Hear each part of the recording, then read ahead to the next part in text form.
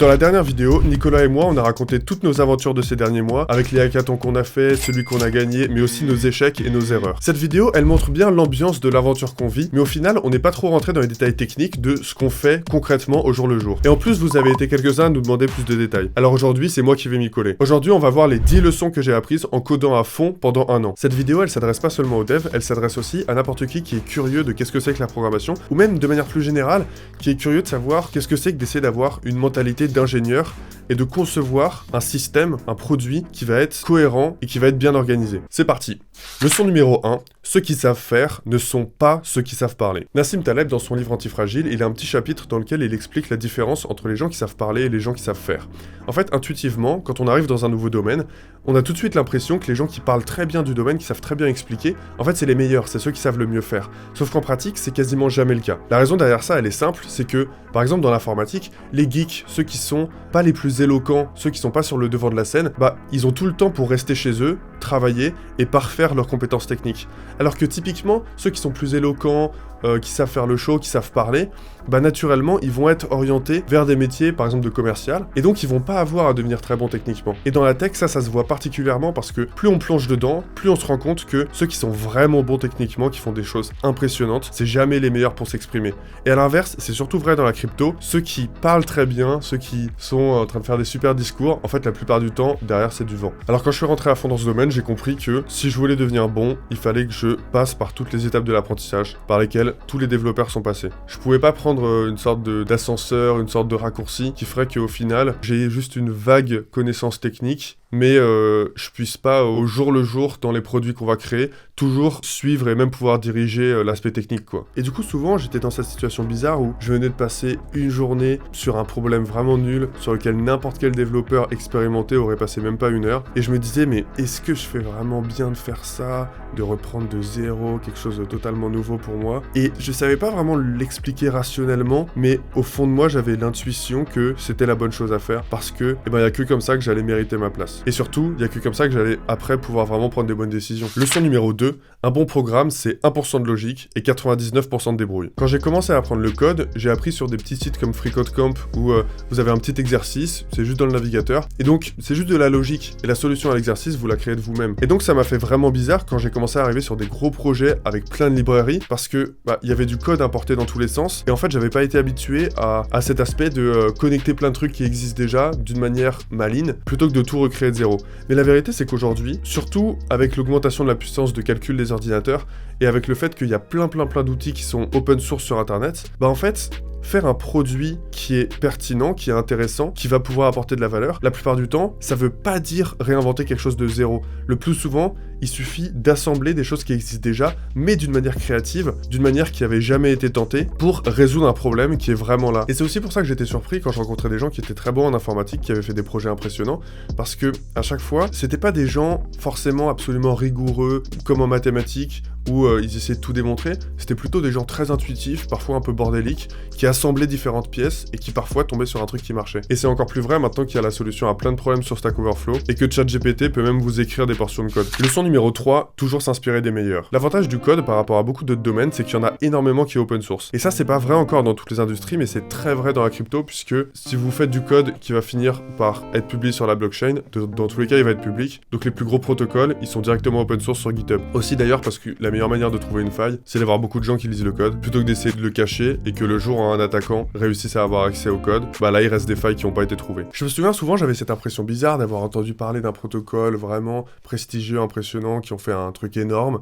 et ensuite d'aller voir leur GitHub, de lire leur code, et de me dire tiens, en fait c'est juste ça. Parfois le cœur de tout le programme, il fait que quelques pages, c'est juste des gens qui ont réussi à faire un truc qui à ce moment-là répondait à un besoin, et parfois c'est vraiment pas si compliqué. Et du coup une habitude que j'ai prise, c'est que j'ai une liste de projets en fait, et dès que j'ai un temps mort et que je sais pas trop quoi faire, je poule leur code et je le lis, tout simplement. Et je commence à en avoir pas mal, et ça m'a permis d'avoir une vision assez générale de qu'est-ce qui se fait actuellement dans mon domaine. Leçon numéro 4, custom ses outils, c'est un super pouvoir. Avant j'étais déjà un peu un geek, j'utilisais pas mal d'outils informatiques, mais je les avais toujours considérés comme des acquis que je pouvais pas changer. Jusqu'à récemment où j'utilisais une extension Chrome qui permet d'ouvrir un explorateur de blocs en 2 touches, vraiment rapidement, c'est assez pratique. Un explorateur de blocs, c'est un site web qui va indexer toute une blockchain et donc dessus on peut rechercher par transaction, par adresse et on peut voir toute l'activité qu'il y a dessus. Le truc c'est qu'on faisait des tests sur plein de blockchains et il y en avait certaines que je pouvais ouvrir grâce à cet outil, c'était vraiment pratique. Par contre il y en avait d'autres qui étaient pas sur l'outil et donc à chaque fois je devais y aller manuellement, ce qui était vraiment chiant. Et au bout d'un moment, je sais plus trop quand ça m'est venu, je me suis dit tiens mais en fait cet outil, il doit être super simple. En plus, il est sur GitHub. Littéralement, je peux juste le prendre, le forker, c'est-à-dire faire ma version, rajouter les quelques blockchains que je veux rajouter. Et du coup, c'est ce que j'ai fait. Ça a pris même pas 5 minutes. Fallait juste mettre les URL des explorateurs de blocs et à chaque fois un raccourci clavier. Et maintenant, ça me permet d'aller beaucoup plus vite. Et en fait, c'est marrant parce que ces choses-là, plus généralement, on n'y pense même pas quand on fait pas de programmation, en fait. Et quand on en fait, on y pense. Et il y a plein de petites astuces comme ça. Et c'est pour ça que même si j'utilise pas Linux au quotidien, je comprends vraiment les utilisateurs Linux. Parce que du coup, ils peuvent faire tout ça, mais au niveau de leur OS. Ça, c'est vraiment intéressant. Leçon numéro 5, 90% du temps est passé sur les bugs, d'où l'importance des tests. La réalité de la programmation, ceux qui en font beaucoup le savent, c'est que la logique, ça prend même pas 10% du temps à écrire. Ce qui prend le plus de temps, c'est de résoudre tous les bugs. Nous, un des bugs qui nous a pris le plus longtemps à résoudre, c'était il y a quelque chose comme 2 mois, on était au Portugal, et c'était un problème d'encodage de type, c'était un enfer. En fait, on utilisait un format de signature pour le produit sur lequel on travaillait, on travaille toujours d'ailleurs, un format de signature qui s'appelle EIP 712, et la plupart des exemples sur internet, ils signaient que des données très simples avec. Et nous, on voulait signer des données de ouf avec des arrêts, des structures, etc. Et en fait, la manière dont ça marchait dans ce format était pas très bien documentée. Il y avait même pas vraiment de doc sur ça, en fait. On l'a appris, on a pris du temps à l'apprendre, mais en fait, faut faire des type hash de ouf, faut hasher des structures ensemble pour que ça donne des structures... Bref, je vous passe les détails. C'était un enfer parce qu'en fait, on s'y est un peu lancé comme ça, on s'est pas rendu compte que ça allait être aussi technique. Et à chaque fois, on testait des signatures, on les envoyait au smart contract, les smart contracts, ils nous disaient invalide signature, et du coup on devait un peu faire par tâtonnement et c'était un vrai enfer. Et du coup on a passé 2 jours rien que sur ça, bon au final on a quand même réussi. Et en fait ce que j'en ai tiré c'est qu'on serait allé beaucoup plus vite si dès le début on avait écrit des tests simples pour un cas simple et ensuite progressivement en faisant évoluer les tests on avait complexifié jusqu'à atteindre ce qu'on voulait. C'est une approche qui est assez populaire dans la programmation qui s'appelle le TDD, le Test Driven Development. En gros l'idée c'est de d'abord écrire les tests en précisant ça va être quoi les entrées et qu'est-ce qu'il faut que le code sorte et ensuite seulement d'écrire le code, d'écrire la logique. Évidemment c'est un peu contre-intuitif parce que quand on a une idée on a envie de tout de suite écrire la logique, on n'a pas envie d'écrire des tests. Mais l'idée derrière ça, c'est que une fois que vous savez précisément ce que vous voulez que votre code fasse, vous pouvez l'écrire tout en à chaque fois le testant et vous allez plus rapidement trouver les erreurs, plus rapidement trouver la manière vraiment optimale dont vous devez le concevoir. Perso, je suis pas vraiment convaincu par cette approche pour tout, mais il faut bien admettre que pour certains éléments qui sont vraiment sensibles et sur lesquels on peut passer beaucoup trop de temps si c'est mal testé, clairement c'est une bonne approche. Leçon numéro 6, savoir n'est pas comprendre. Il y a quelques mois, je lisais beaucoup de papiers et beaucoup d'articles sur la cryptographie vraiment, c'est-à-dire l'aspect plus mathématique, théorique, des outils cryptographiques qui permettent de créer toutes les crypto-monnaies qu'on a aujourd'hui. Et je voyais toujours revenir ce concept d'arbre de Merkle. Et en fait, je crois que je savais à peu près ce que c'était parce que j'avais lu la page Wikipédia, je voyais à peu près, ok, c'est une structure de données où on va hasher par 2 les données, à la fin ça donne une racine et c'est le hash de toutes les autres. Mais au final, c'était pas très concret dans mon esprit. Et donc à chaque fois que je lisais des papiers ou que je lisais des articles et que je tombais sur ça, je crois que je comprenais un peu vite fait, mais c'était comme si après je pouvais tout lire que à travers une sorte de voile, comme si à partir de ce moment-là ma vision était troublée parce que ça devenait un peu abstrait. Et du coup au bout d'un moment j'en ai eu marre et je me suis dit ok, si ce truc là il revient tout le temps, je vais l'implémenter de zéro. Je vais ouvrir une page vide et faire un arbre de Merkle de zéro. Et une fois que je l'aurai fait, je comprendrai mieux. Et c'est ce que j'ai fait, ça m'a pris moins de temps que prévu, genre je crois 2-3 heures. Je me souviens, j'ai vraiment cette sensation que ok, ce concept là c'est devenu mon allié, c'est devenu le truc que j'aime bien, que je connais parce que je l'ai fait de zéro. D'ailleurs c'est sur mon GitHub. Et à partir de ce moment-là, à chaque fois que je voyais arbre de Merkle, j'avais l'impression d'être le mec qui comprend bien les arbres de Merkle parce que je les avais réimplémentés moi-même. Et je crois que c'est un investissement super rentable de faire ça. Et en fait, c'est sûr qu'on peut pas réimplémenter de zéro tout ce qu'on utilise puisque sinon il faudrait vraiment aller faire du langage machine. Mais quand il y a quelque chose qui est vraiment fondamental dans tout ce qu'on utilise, c'est vraiment bien de le refaire parce que c'est comme si on posait une brique et cette brique-là, on est sûr qu'elle était solide, sur laquelle plus tard on pourra rajouter d'autres briques pour construire un château. C'est un peu la même chose pour les zero knowledge proof, les fameuses preuves à divulgation nulle modules de connaissances, c'est un domaine qui fait beaucoup parler de lui en ce moment dans la crypto, puisque c'est un peu entre l'informatique et les maths, c'est assez avancé, mais en gros ça va permettre de nouvelles applications, surtout au niveau de la vie privée, parce que ça permet de prouver des choses tout en cachant des informations, et ça permet aussi de faire des preuves plus succinctes, qui vont être utilisées en gros pour rendre des crypto-monnaies beaucoup moins chères d'utilisation. Et du coup, c'est pareil, j'avais vraiment du mal à mettre le doigt sur concrètement comment ça marchait, et le jour où c'est devenu beaucoup plus concret pour moi, c'est le jour où j'ai juste installé une lib, et j'ai fait un exemple tout simple, ça m'a pris genre une demi-journée,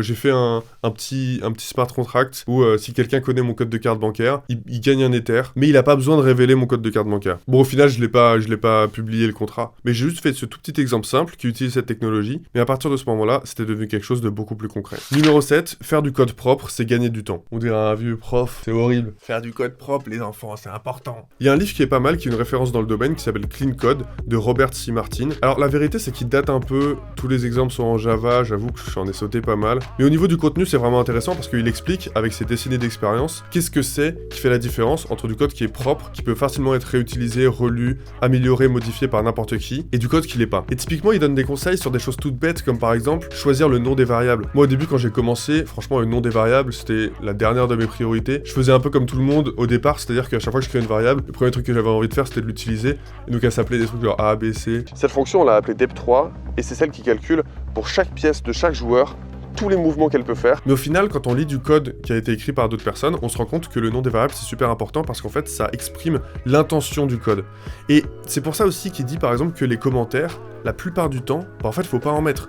Bien sûr, il y a quelques commentaires rarement qui peuvent être utiles, mais la plupart du temps, le commentaire, il est juste là pour expliquer du code qui, en fait, devrait être assez clair pour s'expliquer lui-même. C'est pour ça que le meilleur code, comme il l'explique, c'est du code qui est auto-documenté. C'est-à-dire que il est tellement clair en lui-même, il exprime tellement son intention, qu'il n'y a pas besoin de rajouter des commentaires pour l'expliquer, en fait. Et je me souviens, quand j'ai lu ce livre, je codais tous les jours, et l'obsession de faire du code propre a été devenue tellement grande que je me demandais si ça empiétait pas sur le fait de rajouter des fonctionnalités et de faire un bon produit. Et je pense qu'il y a un équilibre assez fin à avoir, surtout quand on fait de l'entrepreneuriat. Ce qu'on programme, c'est quand même avant tout pour faire un produit et donc pour résoudre un besoin. Et ce besoin, surtout quand on fait une startup et qu'on est au tout début, la vérité c'est que souvent on n'est pas sûr duquel c'est, on va peut-être changer, on va peut-être pivoter, et donc c'est pas forcément rentable de faire la chose la plus propre dès le début. Mais à l'inverse, si on fait quelque chose de trop sale, il sera pas assez modulaire, on pourra pas assez l'adapter. Et du coup, j'ai l'impression qu'il y a un équilibre assez fin à avoir, où il faut à la fois pas passer trop de temps, parce que si on prend du temps à faire tout parfaitement, en fait on va vite se rendre compte que on n'est pas assez flexible et on peut pas s'adapter assez vite. Et d'un autre côté, faire du code assez propre pour que tout ce qu'on sait qu'on va devoir réutiliser, ce soit modulaire et soit adaptable. Et ça nous amène à la leçon numéro 8, la marque de l'expérience, c'est la modularité.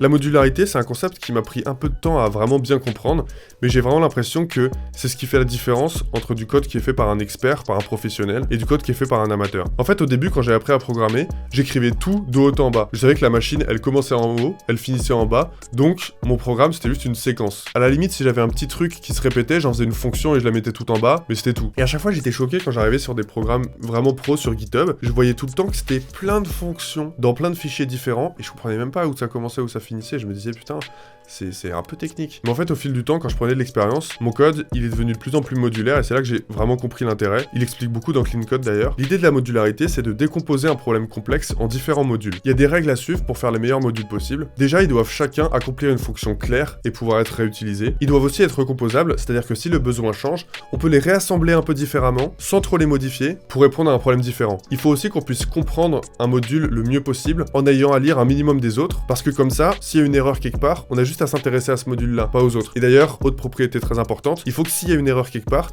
elle se déclare que dans un module et elle se transmette à un minimum d'autres modules. Et pour ça, il faut que les interfaces entre les modules soient minimales, c'est-à-dire qu'à l'intérieur du module, il peut y avoir plein de variables, plein de choses, mais au moment où ils communiquent, il faut essayer de leur faire se transmettre le moins d'informations possible. Comme ça évite d'avoir des gros objets qui sont passés et qui peuvent créer des ambiguïtés. La raison pour laquelle la modularité, elle est si importante, c'est qu'en fait, au fond, quand on fait de la programmation, la difficulté, c'est pas le processeur mental, c'est plutôt la RAM. Ce qui nous limite, c'est jamais notre processeur, c'est jamais notre capacité à faire des calculs par exemple.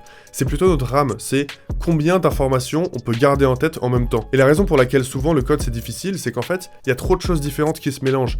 Et donc, on peut pas tout garder en tête en même temps et on finit par être perdu. Du coup, la raison pour laquelle c'est très important de faire des bons modules, c'est que ça permet de limiter la quantité de RAM qu'il faut à un instant T pour résoudre un problème. Autrement dit, dès qu'il y a une erreur quelque part, vous n'avez pas à vous replonger dans l'intégralité du code, vous avez avez juste à vous replonger dans un petit bout. Et ça se voit que c'est cette philosophie qui est derrière tout le livre Clean Code parce que il donne plein d'autres conseils super intéressants. Par exemple, il dit que les fonctions, elles doivent toujours avoir soit 0, soit 1, soit 2 arguments max, quasiment jamais 3 arguments et jamais plus. Quasiment tous les programmes, aussi complexes qu'ils soient, ils peuvent être décomposés en des petites fonctions très simples, qui prennent juste que quelques arguments, qui font juste que quelques lignes, et si on s'attelle à faire ça le plus proprement possible, et bah à la fin, on peut les modifier ultra facilement. D'ailleurs, c'est la même chose pour les fichiers, il dit les fichiers, ils doivent tous être courts, et c'est une des marques du bon code qu'on voit très rapidement. Est-ce que les fichiers, ils sont organisés, et ils sont tous courts, ou alors est-ce que tout le code est dans quelques grands fichiers? Leçon numéro 9, la programmation, c'est une activité créative. Souvent, quand on pense à la programmation de l'extérieur, on voit ça comme quelque chose d'assez mécanique, d'assez linéaire. D'ailleurs, dans les entreprises, on dit même pisser du code, c'est-à-dire en gros faire un truc qui marche. Mais est-ce que c'est vraiment le cas? En fait, toutes les activités productives, on peut les séparer en gros en deux catégories. La première, c'est par exemple le travail sur une chaîne de production Fordiste. Chaque ouvrier, on lui assigne une seule tâche qu'il doit faire en boucle. Et du coup, si vous essayez de faire un graphe de la productivité par personne, bah vous allez avoir une sorte de courbe de Gauss. C'est-à-dire qu'il y en a qui sont un peu plus productifs que les autres, il y en a qui sont un peu moins, mais globalement, ils se répartissent tous autour de la moyenne. Et c'est normal, c'est une activité qui est assez linéaire, puisqu'en fait, l'action à faire, c'est toujours la même, et la vitesse de la chaîne de production, c'est globalement aussi toujours la même. Mais si vous prenez la productivité dans la programmation, ça ressemble beaucoup plus à une distribution de Pareto, ou une loi de puissance. C'est-à-dire que vous allez avoir quelques individus qui sont beaucoup plus productifs que les autres, et ensuite vous en avez beaucoup qui sont beaucoup moins. Et les entreprises le savent très bien, et c'est pour ça que des plus grosses entreprises, même comme Google, ont commencé à fonctionner exactement de cette manière-là au niveau de la paye. C'est-à-dire qu'elles préfèrent payer très peu d'employés très bien, mais qui vont être exceptionnels, plutôt que d'en payer beaucoup plus. Et en fait, il y a des études, même plus généralement, qui montrent que dans plein de domaines, c'est une petite partie des employés qui vont produire une grande partie des richesses. Et ça fait peut-être pas plaisir, mais c'est ce qu'on retrouve tout le temps dans les activités créatives. Que ce soit la peinture, la musique. Dans la musique, c'est ça, il y a quelques artistes qui produisent toutes les musiques que tout le monde écoute. D'ailleurs, même au sein de ces artistes, il y a que quelques-unes de leurs musiques que tout le monde écoute, mais ça c'est encore une autre répartition de Pareto sur la première distribution de Pareto. Par contre, 90% des artistes, il y a personne qui les écoute. C'est même pas une blague, c'est une vraie stat de YouTube. Plus de 90% de toutes les vidéos, elles ont 0 vue, elles ont littéralement 0 vue. Et en fait, on s'en rend pas compte parce qu'elles nous sont jamais montrées, mais c'est ça la dure réalité de faire de l'art. La raison pour laquelle le code c'est une activité créative où il y a des aussi grandes différences de rendement entre les individus, bah, en fait, quand on en fait un peu, on se rend compte, elle est assez simple, c'est que pour chaque problème, il y a des milliers de solutions possibles. Mais parmi toutes ces solutions, il y en a que quelques-unes qui sont à la fois simples, élégantes, lisibles et fonctionnelles. Du coup, l'intelligence et la clarté de la conception, elles changent à 100% le résultat. Et c'est pour ça que souvent, rajouter des personnes dans une équipe, ça fait que augmenter les coûts de communication entre les individus. Donc au final, souvent, rajouter une personne, ça fait juste baisser la productivité. Et c'est ça qui explique qu'aujourd'hui, les développeurs qui sont les meilleurs, c'est les rois du pétrole sur le marché du travail. Parce qu'en fait, pour une entreprise, ça va être beaucoup plus logique d'embaucher une seule personne, même si c'est pour le payer 150 ou 200K par an, que d'embaucher 3 ou 4 personnes que l'entreprise va payer 50K par an, mais qui au final vont créer moins de valeur. Et enfin, leçon numéro 10, partir des principes premiers. Quand on cherchait une idée de produit, une des choses que j'essayais le plus de faire, c'était de partir des principes premiers, ou des principes fondamentaux, des principes de base. C'est quelque chose dont parle beaucoup Musk, il dit que c'est comme ça qu'il essaye de penser quand il crée un nouveau produit. Just make sure you're not violating physics. L'idée, c'est qu'au quotidien, quand on essaie de comprendre quelque chose, on fonctionne toujours par analogie. On se dit, ah c'est comme ça, c'est comme ça, c'est comme plein d'autres choses qui sont similaires. Si à chaque fois on devait repartir des principes fondamentaux de base de la physique, ben on pourrait rien faire en fait. On comprendrait rien. Mais si on pense tout le temps comme ça, on peut pas créer quelque chose de réellement nouveau. Le biais quand on fait ça, c'est que on regarde par exemple ce que les concurrents font ou ce que des gens qui font des produits similaires font et on va juste faire une sorte de mélange, on va pas vraiment être créatif. Du coup, ce qu'explique Musk, c'est que la manière qu'il a trouvé pour faire de meilleurs produits, c'est tout simplement de revenir aux lois fondamentales, aux lois physiques. Lui, il fait de la physique, c'est un ingénieur. Et de se dire, ok, fondamentalement, ce serait quoi la meilleure manière de faire une voiture? Même en oubliant la voiture, qu'est-ce que c'est une voiture? C'est un truc qui se déplace, ok. Quelles sont les forces auxquelles elle est soumise? La gravité, le frottement de l'air, et ensuite, à partir de ces lois fondamentales, arriver aux caractéristiques de son produit. Et ça, évidemment, c'est quelque chose d'extrêmement dur à faire parce que ça demande une puissance de calcul énorme. On est des nains juchés sur des épaules de géants, comme disait Bernard de Chartres, et c'est quasiment impossible pour nous d'essayer de réinventer quelque chose de zéro. Pourtant, c'est justement en le faisant que 99% on va faire un truc qui est moins bien, mais peut-être que 1% du temps, on va trouver quelque chose qui réellement est mieux. Par exemple, parce qu'une nouvelle technologie permet quelque chose qui n'était pas possible avant. Alors, en fait, c'est presque philosophique parce que, au final, ce qu'on fait dans l'entrepreneuriat, c'est essayer de résoudre un problème. Quand on repart des principes fondamentaux et qu'on trouve quelque chose qui pourrait être cohérent, c'est comme s'il y avait une sorte d'éclair qui apparaissait où on voit, ok, en fait, on a toujours pensé aux choses de cette manière, mais c'est possible de le faire autrement. Lui, Musk, il prend un exemple, il dit, à chaque fois que j'essaie de concevoir un produit, un objet physique, je me dis que son coût de production, on peut le faire descendre jusqu'à atteindre pile le coût de ses matériaux. Évidemment, aujourd'hui, c'est pas du tout le cas, parce que la production, c'est toujours ce qui coûte le plus cher. Mais c'est intéressant de penser de cette manière, et de se dire, ok, je veux faire cet assemblage d'atomes, en somme, c'est quoi la manière la plus intelligente, la plus synthétique, la moins chère, pour créer cet assemblage d'atomes de cette manière, et que ça fonctionne. Nous aussi, au quotidien, sur le produit sur lequel on travaille actuellement, on s'attelle à penser de cette manière. D'ailleurs, je vous en avais pas trop parlé, peut-être que je vous en parlerai un peu dans les prochaines vidéos. J'espère que cette vidéo vous a plu. N'hésitez pas à me dire dans les commentaires s'il y a des sujets précis sur lesquels vous voulez que je rentre en profondeur. Comme d'habitude, si vous êtes quelqu'un d'absolument exceptionnel et que vous voulez travailler avec nous, n'hésitez pas à nous envoyer un message. Et on se retrouve dans quelques jours pour une nouvelle vidéo. Allez, ciao!